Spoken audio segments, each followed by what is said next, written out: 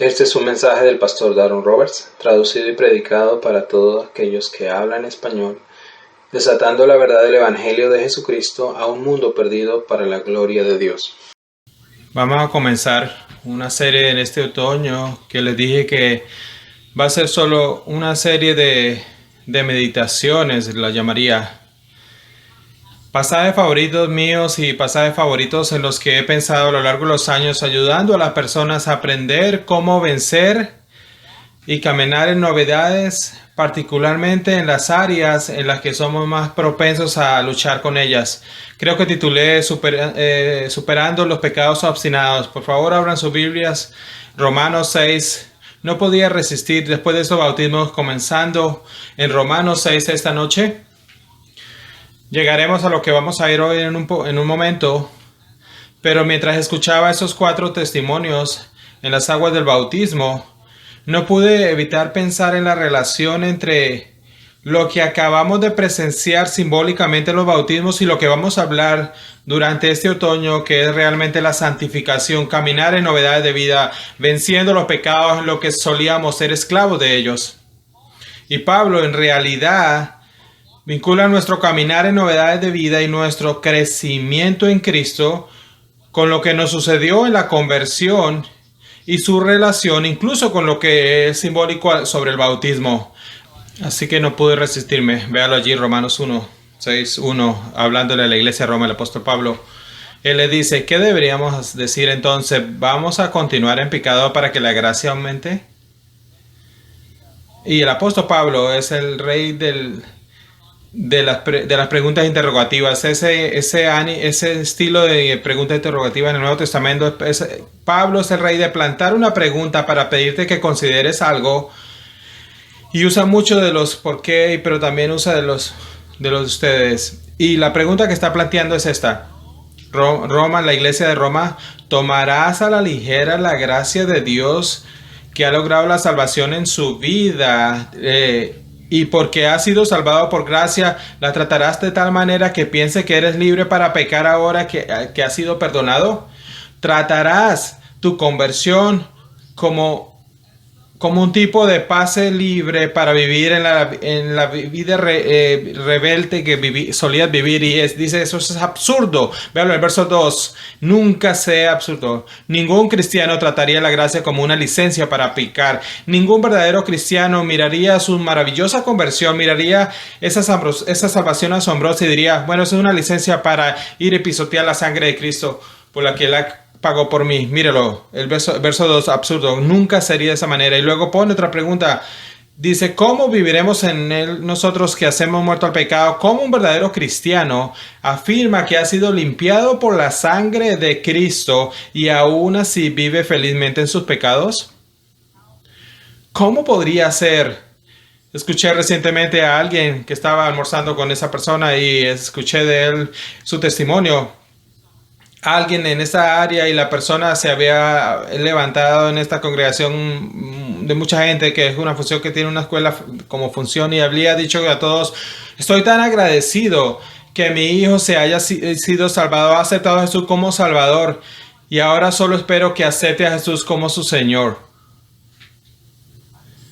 Lo he aceptado como Salvador, tengo la parte de la gracia, tengo la libertad, tengo la capacidad de tener el perdón de los pecados, y ahora espero que realmente comprometa su vida para vivir obedientemente al Señor. Esto es ajeno, eso es opuesto a la Biblia. Eso es absurdo que alguien lo llamaría Salvador y no su Señor. Eso es absurdo que alguien diga que la gracia vino a ellos y los salvó, pero no los ha transformado. ¿Cómo podría vivir de esa manera? Es lo que dice allí. Nótelo.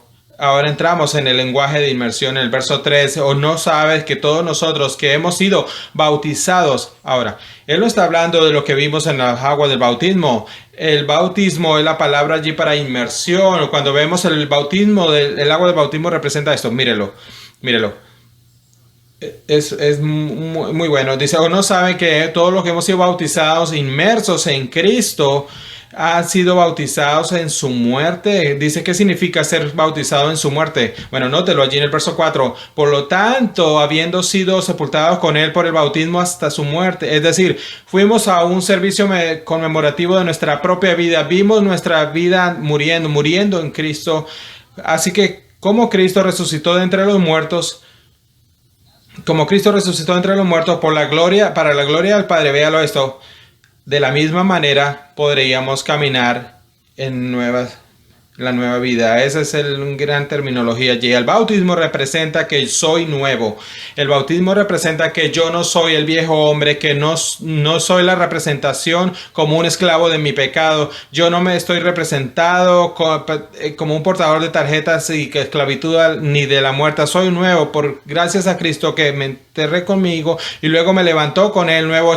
Tengo una vida de resurrección y ahora si soy convertido necesito caminar en esa novedad. Necesito ser diferente. Y nótelo el verso 5, porque hemos sido unidos con Él, la unión con Cristo, somos uno con Cristo en la semejanza de su muerte. Ciertamente lo seremos también a la semejanza de la resurrección. Es decir, si hemos sido unidos con Cristo que murió por nuestros pecados, ahora necesitamos caminar con Él en una vida nueva.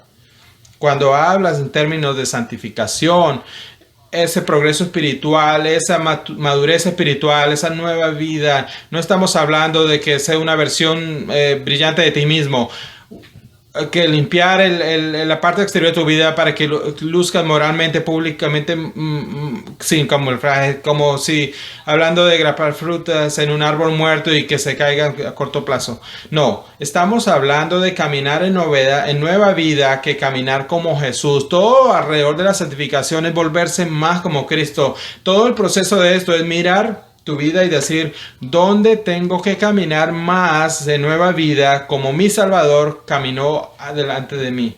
Y luego dice, ¿cuál es el contenido aquí, el contexto? Lo sabemos, el verso 6.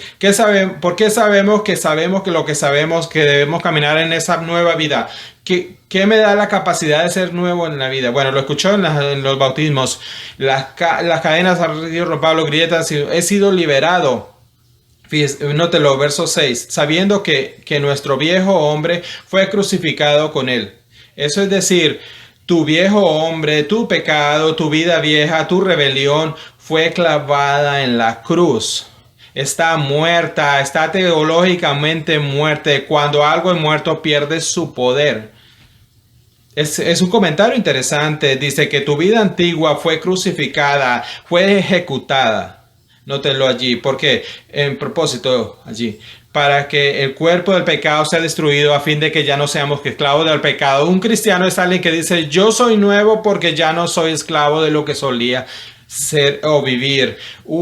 A los esclavos también se les cortan las cadenas y ser liberados. Nuestro problema es un poco diferente a veces, ¿verdad? Estamos teológicamente muertos al pecado, no somos en el mercado de la esclavitud del pecado, hemos sido comprados de la esclavitud de nuestros pecados, debemos caminar en una nueva vida, sabemos no tratar la gracia como una licencia para pecar, pero a veces actuamos como si todavía fuéramos esclavos del pecado, a veces nos volvemos a poner las esposas, regresamos a la celda de la cárcel, como mi antiguo pastor decía, pero la celda no está bloqueada, pero nos quedamos allí.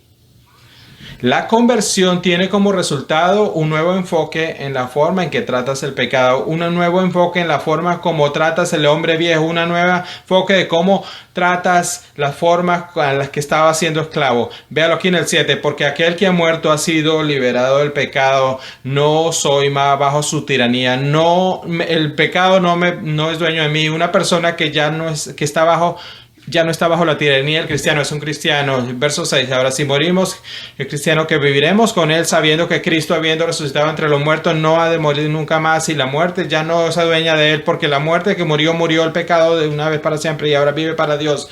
Entonces, ¿qué debemos hacer con el hecho de que Cristo llevó a cabo la ruptura definitiva con la vieja? La vieja vida está muerta. ¿Qué haríamos con eso? Bueno, esto es lo que deberíamos hacer. Verso 11. Tú, Cornerstone, necesitas considerarte muerto al pecado. Ya no es tu amo. Ya el pecado no tiene poder en ti y derribarte. Pero la vida Cristo Jesús es. Verso 12. Por lo tanto, amados, no permitas que el pecado reine en vuestro cuerpo inmortal, ni obedezcáis a su concupiscencia. Amados, Después de que el Señor te salvó, el proceso después de esto es crecimiento, es madurez, es la nueva vida, es una vida en la que ya no obedeces a tu lujuria. Velo ahí en el 12, tus pasiones. Es la palabra epitemia para los como antojos, los deseos. Dice obedécelo, es decir, tus antojos te llaman a obedecerlos y en lugar de obedecerlos eliges obedecer a Cristo porque eres nuevo en Él, en Cristo. Y nótelo en el verso 3, y no sigas presentando el pecado de los miembros de tu cuerpo, instrumentos, sino presentes a Dios como los que ya viven entre los muertos y como miembros e instrumentos de justicia para Dios. Verso 14, porque el pecado no se enseñará de ti porque no está bajo la ley, sino la gracia. Vamos a detenernos allí por un momento. Sabemos eso teológicamente, es cierto teológicamente, pero prácticamente también sabemos que hay áreas en nuestra vida que no vivimos como si fuéramos nuevos, no vivimos como si estuviéramos vivos, no vivimos como si estuviéramos muertos al pecado, no vivimos como que no tuviera dueño de nosotros. De hecho, nos ponemos en las viejas ropas montuosas y a veces vivimos en ellas. Pero teológicamente, parte de lo que necesitas entender en el proceso de santificación es que no es que como no tengo el Espíritu Santo y tengo mis deseos de la carne que vienen de mi hombre viejo y ellos tienen un poder igual y tengo el Espíritu y tengo la carne y solo puedo esperar que el Espíritu gane la batalla. No, uno es muerto y el otro está vivo. Uno te garantiza la victoria garantizada y camina en ella y el otro tiene garantía de la derrota si lo pones a muerte. Nuestro problema es a veces tratamos nuestras viejas lujurias como si fueran con el mismo poder con nuestro nuevo espíritu que está ligado a nosotros. Lo tratamos como si fuera un hombre vivo y decimos, estoy luchando. ¿Estás realmente luchando? Sí, realmente estoy en la batalla. Estoy luchando este pecado en mi vida y eso es bueno. Pero estás tratando ese pecado como que es igual al poder que tienes en Cristo. Porque si estás teológicamente y usted es teológicamente vivo en Cristo, entonces sí que tu lucha, entiendo la batalla, necesitamos estar en ella, pero estás ganando la batalla, hay victoria. Estás viendo el pecado condenado a la muerte. Romanos 8, vamos allí un poquito más adelante. No te le dice nuevamente también Romanos 8:13. Eso a Paul le dice, porque si vives conforme a la carne habréis de morir, pero si vive por el Espíritu viviréis. Pone la muerte de la guía. Tú vivirás. Eso es la palabra para mortificación. Estás poniendo a muerte el pecado porque todo está guiado por el Espíritu. Estos son los hijos de Dios. La vida de un cristiano es una vida ser guiada por el Espíritu Santo para hacer morir el pecado y caminar en justicia. Así que como parte de nosotros pensando en este otoño acerca de luchar contra los pecados obstinados, debemos empezar con la fundación que hemos sido declarados por Dios y debido al Evangelio teológicamente victorioso sobre mi pecado. Ha sido crucificado en la cruz, está muerto. Pero como yo, Owen, solía decir, es un libro de mortificación. En el libro de mortificación del pecado, él decía, y lo puede leer esto, dice, el pecado, aunque ha sido crucificado, él dice, a veces los pecadores en la cruz, incluso cuando están clavados en la cruz, lucharán y lucharán y lucharán. A pesar de que están allá arriba, van a morir. Es como nuestro pecado. Es teológicamente muerte. Ha perdido su capacidad de destruirnos. No puede llevarnos al juicio. Pero, hombre, esos antojos pueden ser tan fuertes para luchar contra ellos, ¿no es verdad? Ahora, vamos a Romanos 12 rápido. Hebreos 12, perdón. Vamos a ir a Romanos 12 más tarde si podemos, pero ahorita es Hebreos.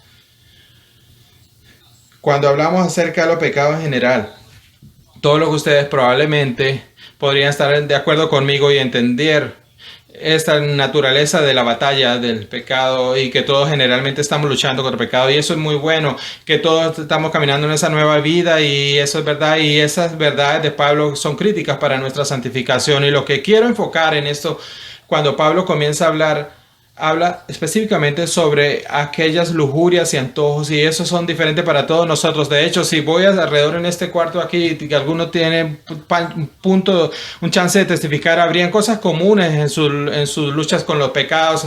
Una gente está pasando lucha con la ira, con la impaciencia, otra gente está luchando con ser tan directos como necesitan ser con sus discursos y otra gente que está luchando, que es fácil de ofender y otra gente que está luchando con algún tipo de deseos lujuriosos y otra gente luchando con pereza, con indiferencia, con falta de disciplinas espirituales. ahí hay otra gente luchando con comunicación, resolución de conflictos, y usando palabras amables y otro tipo de gente que está luchando con pruebas en particular para responder por fe. Tenemos temas particulares, pero ninguno de nosotros está en el mismo punto. Cada uno de nosotros tiene una cableado diferente, hecho diferente, diferente historia, diferente trasfondo, una disposición única que tenemos, pecados únicos que podríamos estar más propensos a ellos. Así que cuando hablamos de esa lucha, vencer el pecado, como Pablo está hablando en Romanos 6, tenemos que dejar de ser generalistas en cuanto a mencionarlo. Somos como médicos generales. Sí, estoy luchando con todos los pecados y eso es muy bueno, pero aquellos que tienen dominio sobre ti, aquellos que eres más propenso de caer, aquellos áreas en tu corazón que eres más propenso a actuar como si todavía fueras esclavo del pecado, aún sabiendo que eres libre. ¿Cuáles son esas? ¿Cómo estás haciendo específico acerca de tus lujurias? Y es por eso que Hebreos 12, porque es exactamente lo que él dice aquí. Él dice, tienes un paquete de pecados, una disposición particular en pecados que vas a ser tu campo de batalla. Y podemos relacionarlo con eso. Recuerdo un amigo mío hace años atrás me preguntó, me dijo, tengo que confesarte algún pecado a ti que realmente estoy luchando y es en un área en particular. Y yo digo, sí, vamos a verlo juntos y nos sentamos. Y él me dijo, y solo estoy luchando tanto cuando voy al centro comercial, y yo nunca estaba pensando en eso. El centro comercial es como purgatorio, creo que el peor lugar del mundo. Y dice, estoy luchando cuando el centro comercial, porque cuando veo estas ofertas no puedo evitarlo y voy a entrar y preguntar esas cosas que están en oferta y literalmente no puedo, nunca he sido tentado por esas ofertas en esos momentos, de esos descuentos. Pero él estaba comunicándome a mí su lucha única, que hay una envidia, una codicia, una impulsividad que surge en su corazón en esos momentos de tentación. No podría darle la experiencia exacta que he tenido con él y me identifico con él, pero entiendo la codicia, entiendo la envidia, entiendo la impulsividad que tenía, entiendo de que él va a tener específicos sobre esos momentos. Mi parecer es otro, pero debemos ser más específicos cuando hablamos de esos pecados. Mi lucha contra el pecado, y le podría decir que él se podría relacionar conmigo, pero es por eso que las escrituras nos traen a todos a un plan de batalla único para vencer, en particular en las áreas débiles. Así que cuando Pablo dice en Romanos 6, al autor de Hebreos, dice incluso de una manera más específica. Nótelo en el capítulo 12, verso 1, dice, por lo tanto, puesto que tenemos alrededor de nuestro gran nube de testigos, despojándonos todo ese lenguaje de hombre, despojémonos también de todo peso, esas cosas que nos ponen lento en nuestra carrera y no nos deja ir en la pista y como en los Juegos Olímpicos, y ya sabes, esos romanos, para correr. Toma todos los gravámenes y luego notes esto. Y en estos pecados que tan fácilmente nos enredan. Mírelo allí cerca. Tal vez lo ha leído por encima, pero es muy de mucha ayuda. Aquellos pecados, un artículo definido allí. Hay esos pecados que son tan fáciles que nos enredan y que colectivamente puede ser mucha gente. Pero note que los pecados que él está hablando aquí son los pecados que nos enredan fácilmente. Esa es la palabra, va a ser tropezar fácilmente. No todos los pecados en tu vida va a ser algo que lo que vayas a tropezar fácilmente, ser atrapado por ellos fácilmente. Pero el pecado que te enreda fácilmente, dice, tienes que ser específico con ese pecado. Tienes que tener un plan en su lugar, porque en las áreas eres demasiado propenso a tropezar fácilmente y necesitas estar listo para luchar. Mi amigo necesita estar listo para luchar en el centro comercial, como en los momentos de su tentación. En esa ocasión, cuando se era tentado, es posible que yo tenga que estar luchando en otra área, tú en tu área particular, pero el llamado aquí es ser específico acerca de lo que fácilmente te enreda. Así que le pregunto a ustedes, Cornerstone, en esta noche, ¿cuál es su pecado que tan fácil se enreda? ¿Cuál es ese, podríamos llamarlo un pecado o un paquete de pecados, que resulta más fácil desprenderte de él? Podríamos decir, míralo allí, hace que nos ahoga, que nos dejen correr una carrera y tomar el pecado y quitárnoslo de encima. ¿Qué pecado? ¿Qué paquete de pecado? ¿Qué área? Es el Espíritu Santo, siempre te está convenciendo. Y le hago la segunda pregunta. ¿Tienes un plan de batalla para luchar contra ese pecado? piensas en renovar tu mente y llevar la verdad a esa área del pecado que te está luchando. Eres específico acerca de esos pasajes específicos de las escrituras que relacionan con ese pecado. Lo que quiero decir, si la meta de nuestra vida cristiana es caminar en esa nueva vida y tenemos áreas en las que todavía no caminamos en nueva vida, si alguien viene y te pregunta dónde estás luchando y tú eres capaz de decirle aquí es donde estoy luchando, pero luego te pregunta dime cómo te luce para luchar. Si no tienes una cosa específica de cómo luchar contra ese pecado, no estás en la carrera. Tenemos que entrar en el juego, entrar en la carrera, estar listo para correr. Es interesante, véalo allí, qué fácil nos enreda. Son esas áreas en las que seguimos tropezando. Tenemos que crecer en eso. Véalo ahí en el 12, verso 1, verso 12, para que podamos correr con resistencia la carrera, fijando nuestros ojos en Jesús, el autor y consumador de nuestra fe. Así que lo que quiero pensar para un momento más esta noche y el resto de este año es cómo caminamos en esta nueva vida y luchando pecados específicos. Y quiero ayudar a nuestra iglesia a ser un lugar que si alguien viene a nosotros y tenemos un área en la que estamos trabajando, realmente trabajamos por el Espíritu Santo, el poder del Espíritu Santo, con la verdad que nos da para caminar en esa nueva vida, que pueda ser ese tipo de persona que lo pueda discipular a otro. Me encanta cuando me dice estoy luchando con esto y miro alrededor y voy y le digo, ¿sabes qué? Conozco una persona que está allí, que está luchando por el mismo pecado y él está luchando en victoria. Pregúntale cómo está luchando y deberías ser capaz de articularlo, de esa fluidez en ese lenguaje de la santificación. Podría decir cómo correr la carrera, cómo tropezar y correr y caer en esa pista, sé donde me pongo más distraído, sé exactamente qué verdad necesito creer en esos momentos. Si no tienes ese tipo de enfoque, entonces todavía eres un novato en el proceso de santificación. Vamos a Efesios 4 ahora. Vamos a regresar a Efesios 4. Este es un gran paradigma aquí. Esto es uno de los pasajes para meditar y en realidad esto es parte de la introducción hasta ahora. Así que vamos a empezar a ver un poco esta noche. Pablo escribe a la iglesia de Éfesos y él usa el mismo lenguaje que usó en Romanos 6 y el lenguaje muy similar al lenguaje de Hebreos 12 que el autor usa allí también. Ahora fíjense, nótenlo, vérsalo el 20, la santificación y el crecimiento, la madurez está conectado a Cristo. Pero vosotros no habéis aprendido a Cristo de esta manera. Algunos te dicen que a Cristo debe decir, sí, estoy aprendiendo acerca del Evangelio, pero estoy escribiendo cómo caminar Él, hablar como Él y pensar como Él y actuar como Él. He aprendido y experimentado a Cristo.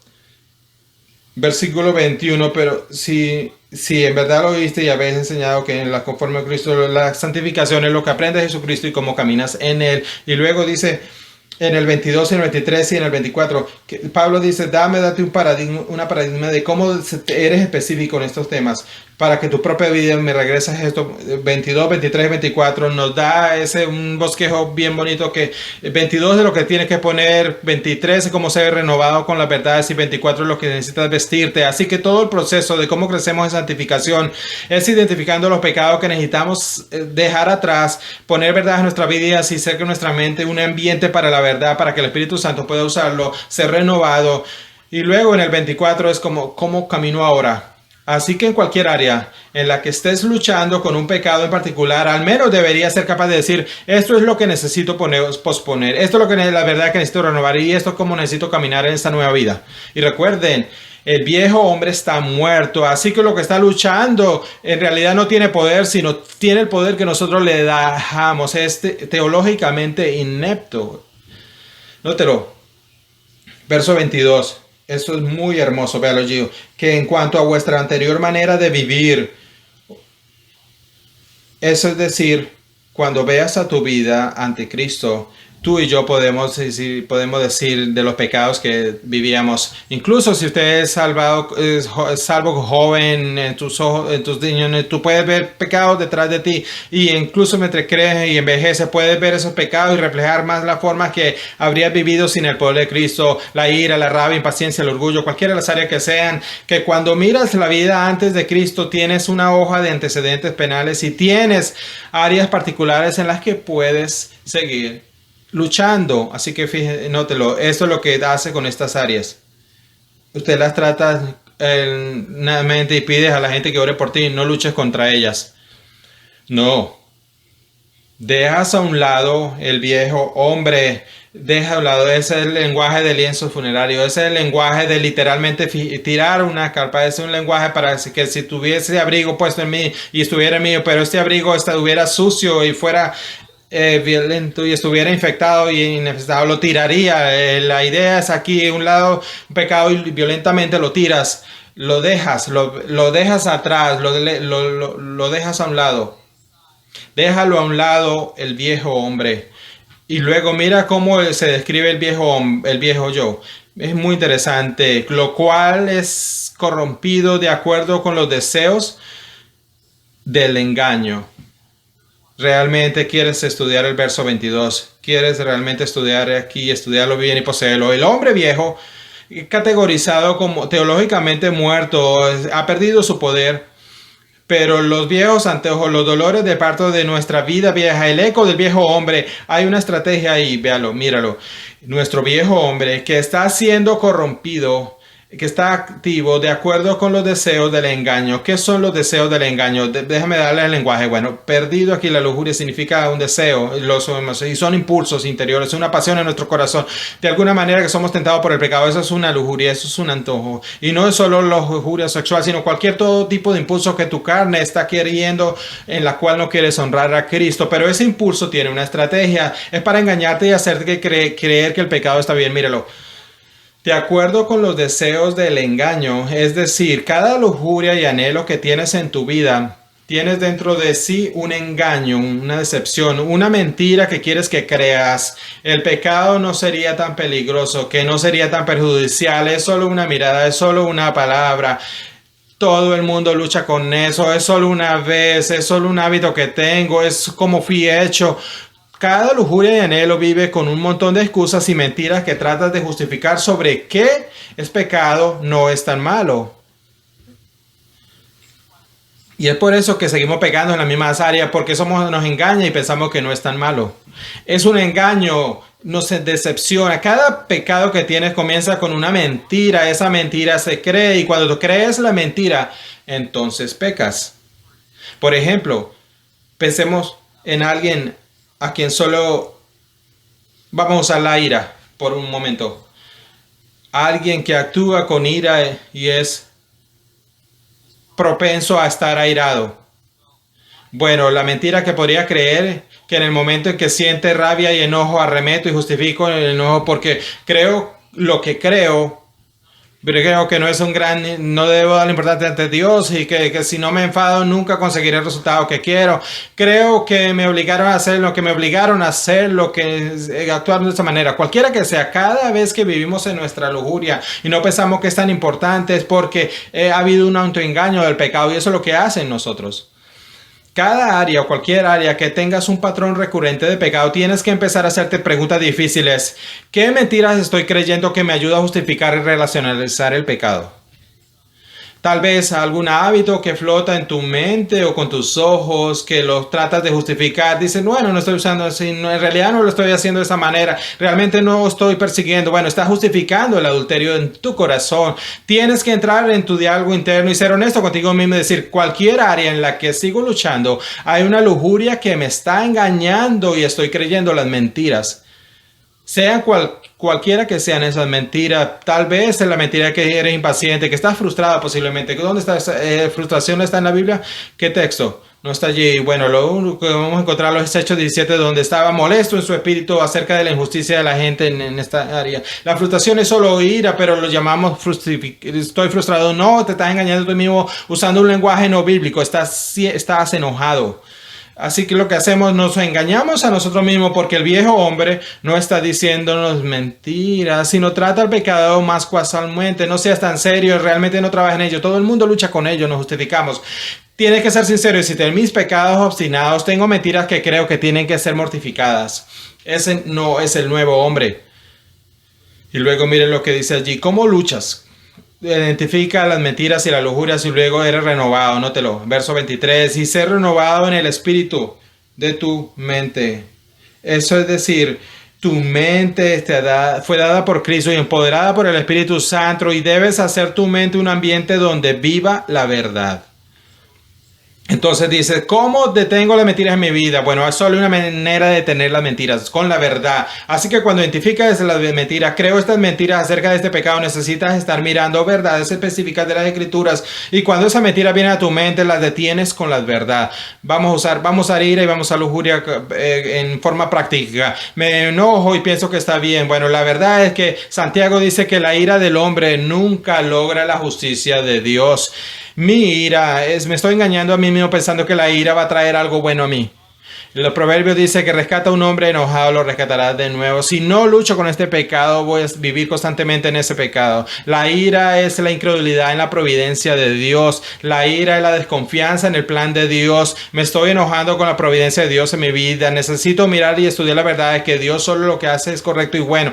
¿Ves? Necesita ser específico para mentiras específicas. Vamos a usar lujuria de los ojos, la carne. Bueno, no es una mirada. No, Jesús dice que es adulterio del corazón. Bueno, no solo una tentación en mi mente. No, Cristo vive en ti y debes ser santo y apartado y debes presentar tu mente y tu corazón en él como justicia. ¿Por qué piensas que tampoco es eso? ¿Te das cuenta? Tienes que tener una mente renovada y el lenguaje de renovación está haciendo algo nuevo. Así que tu viejo hombre tiene todo este tipo de hábitos, este tipo de estilo. La santificación es donde identifico las mentiras y luego le pongo las verdades y mi mente se convierte en un entorno para verdad y sobrenaturalmente empoderado por Cristo para vivir con esa mente limpia, llena de verdad, ser renovada. Nosotros como pueblo debemos ser disciplinados a nuestro mismo para llenar nuestra mente de verdades en las cuales creemos mentiras. Hay lujurias de engaño, están emparejadas por la verdad. Y luego, nótelo, ahora necesito caminar en ellas en el 24 y vestirme del nuevo yo. Observa los nuevos patrones, hábitos y formas en que debe vivir con rectitud. Y mire, que es en la semejanza de Cristo. Ahora estás actuando como Dios en justicia, has sido creado en justicia, santidad y verdad. Necesito buscar todos los áreas en mi vida, en las áreas que he creído mentiras y caído en la carne, las reemplazo con las verdades y me pregunto a mí mismo, ¿cuáles son los nuevos hábitos, patrones, rutinas y formas en que debería vivir para llenar mi mente de verdad, para deshacerme de esas mentiras y caminar en novedad de la nueva vida? Esa es la santificación básica. La santificación básica es una identificación del pecado. La mentira es la que creemos. La identificación de los pecados que cometemos. Un reemplazo de esos pecados con la verdad. Así que mi mente renovada. Y luego poner en marcha un plan para caminar en esa nueva vida. Eso requiere arrepentimiento. Requiere confesión. Requiere ser honesto. Tienes que dejar de ser tan fácil contigo mismo. Tienes que dejar de ser un creador de excusas profesional. Tienes que dejar de ser blando con el pecado en tu propio corazón. Tienes que ser serio al respecto. Romanos 6 nos dice, somos nuevos, caminamos, tenemos el poder. Cuando hablamos de estos pecados tirados, estamos hablando de esto es una pelea de notificación. Estamos hablando de sacar la espada del Espíritu y llevarla a la raíz de estas cosas por medio de la verdad. Así que hablaremos más de eso el resto del otoño, pero para hoy solo quiero esos pasajes poner en su mente, sí, para repasar aquí. Identifica mis pecados, identifica cuando ellos pasan, identifica cuando se aparecen, identifica las mentiras que yo estoy creyendo, los antojos de mi corazón, encontrar verdades que reemplacen esas mentiras en mi mente y luego establecer nuevos patrones que en su lugar para caminar en justicia, santidad y verdad. Esa es la santificación, en pocas palabras. Bueno, vamos a orar y cantemos esta canción. Haremos algo en los próximos meses, Señor. Oramos esta noche por nosotros, que tengamos esta pequeña meditación. Sea el comienzo, una introducción a esta caída en la que hablemos de los pecados obstinados y a medida que nos volvemos más específicos en nuestras vidas. Es doloroso, es difícil, pero a ti te encanta ministrarnos, donde nos cortas, nos sanas y traes justicia, santidad y verdad. Tenemos tu Santo Espíritu, tenemos la capacidad que necesitamos, que seamos un pueblo específico en nuestra batalla, para que podamos crecer y honrarte a ti. En tu nombre oramos. Amén. Para más información sobre esta enseñanza y otros recursos puede dirigirse a nuestro sitio web cbckaty.org.